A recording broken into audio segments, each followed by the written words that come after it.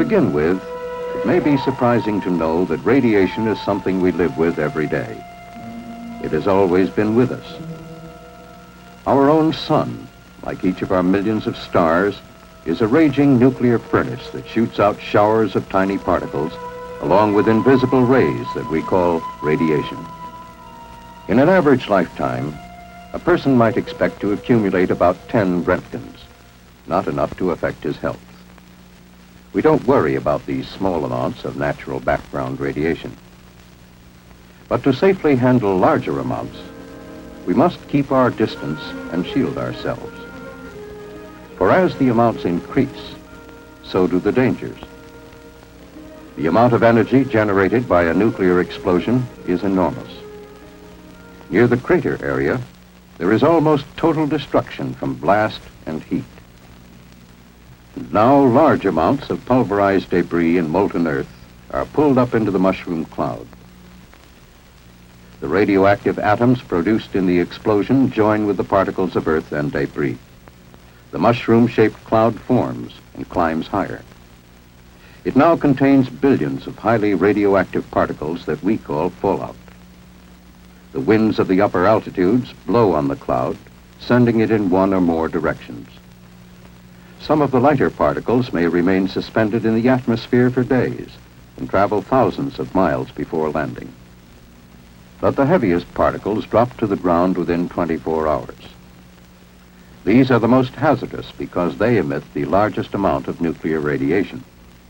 100 miles from the explosion, they are about the size of table salt or fine sand. Within an hour, after a massive enemy attack, fallout would begin to be a serious problem in the vicinity of any nuclear ground burst. 7 hours later, the threatened areas cover more and more of the country as prevailing winds expand the fallout in downwind patterns.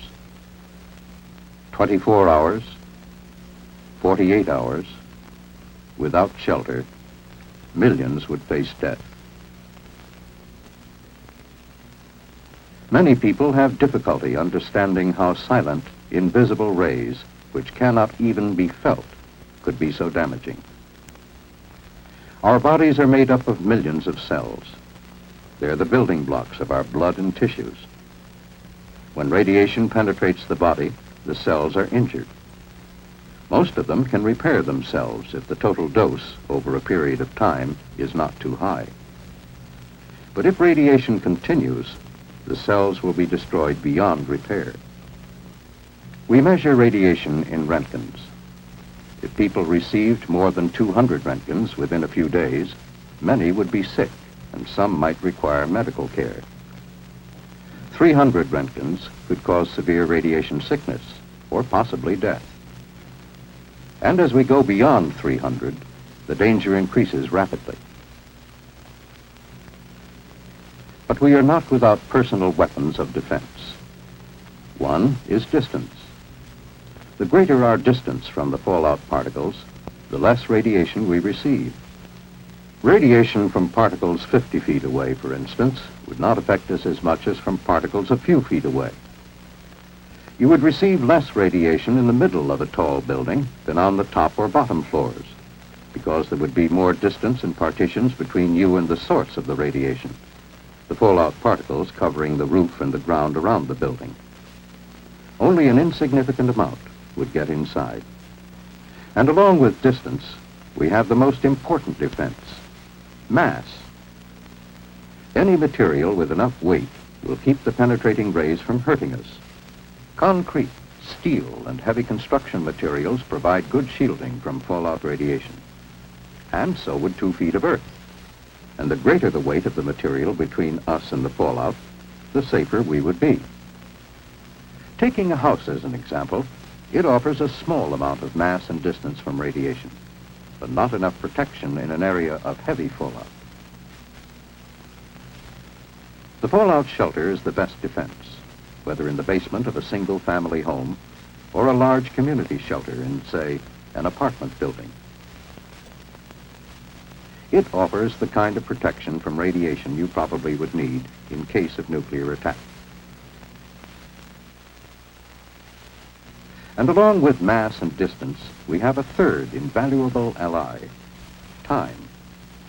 For deadly as radiation is, it has a fortunate weakness, a rapid rate of decay.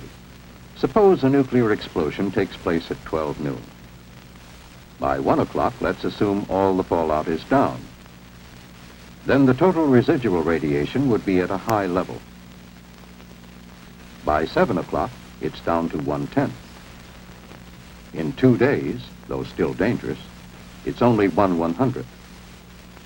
But in 2 weeks, it's only 1/1000th. So we would not have to take maximum precautions indefinitely. We need food and water to survive.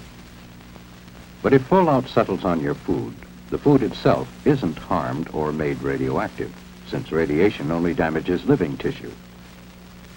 You simply remove the fallout particles using everyday methods of food preparation: peeling, wiping, or washing.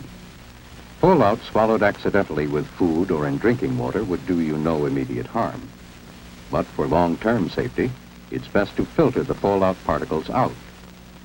Actually, the hazard from contaminated food and water is very small compared with that from external gamma radiation. And hungry or thirsty people or animals should not be denied food and water because of possible contamination.